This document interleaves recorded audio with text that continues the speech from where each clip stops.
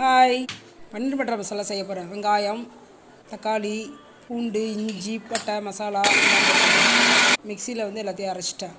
இதுக்கு லேசாக வதக்கிட்டு வெங்காயம் போட்டு நல்லா வதக்கி எடுத்துக்கணும். தக்காளியும் போட்டு வதக்கி எடுத்துக்கணும். அப்புறம் நம்ம இஞ்சி பூண்டுலாம் வதக்கணும்ல, அதையும் சேர்த்து இதோட வதக்கி எடுத்து ஆற வச்சுக்கணும்.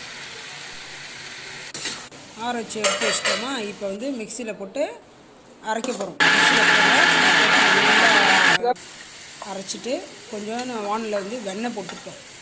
வெண்ணெயை போட்டுட்டு அந்த பச்சை மிளகா ஒன்று போட்டுக்கலாம். எல்லா பொடியும் போட்டுக்கணும். கார மசாலா பொடி இதெல்லாத்தையும் போட்டு கலந்துட்டு இந்த அரைச்சி வச்சுருந்தோம்ல, அதையும் மிக்சியில் எடுத்து ஊற்றி கடாயில் விட்டு நல்லா கலக்கணும். நல்லா அது மேலே கொஞ்சம் சால்ட்டு போட்டுக்கணும். நல்லா எண்ணெய் பிரிஞ்சு மேலே வர வரைக்கும் நல்லா வதக்கிடணும். கொஞ்சம் பட்டாணி நான் போட்டேன் டேஸ்ட்டுக்காக வேக வச்சு போட்டு. இப்போ சப்பாத்தி 2 நல்லா சுட்டு எடுத்துக்கலான்னு. அது வெந்து நான் வரத்துக்கு லேட்டாகும் இல்லையா, பன்னீர் போகிறதுக்குன்னா. அதுக்கு முன்னாடி அந்த சப்பாத்தி நான் சுட்டுட்டேன். சப்பாத்தி 2 சுட்டு எடுத்து வச்சுக்கிட்டோம்னா அதுக்குள்ளே அங்கே அது வெந்துடும். அதுக்காக தான் இப்போ சப்பாத்தி அந்த கேப்பில் சுட்டுறேன் நான்.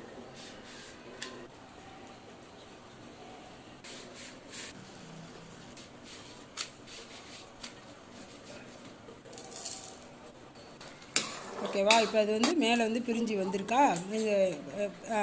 எல்லாம் போட்டு நம்ம பன்னீரை ஒன்று ஒன்றா போடலாம். ஒரு பன்னீராக போடலாம். போட்டுட்டு நல்லா கலந்து விட்டுருணும். கலந்துட்டு நம்ம இது நல்ல ஒரு கொதி வந்தோன்னா கொஞ்சம் டேஸ்ட்டுக்கு கொஞ்சம் சர்க்கரை போட்டு கலந்துக்கணும். அதுக்கப்புறம் அந்த க்ரீம் அரைச்சி ஊற்றிருக்கேன்.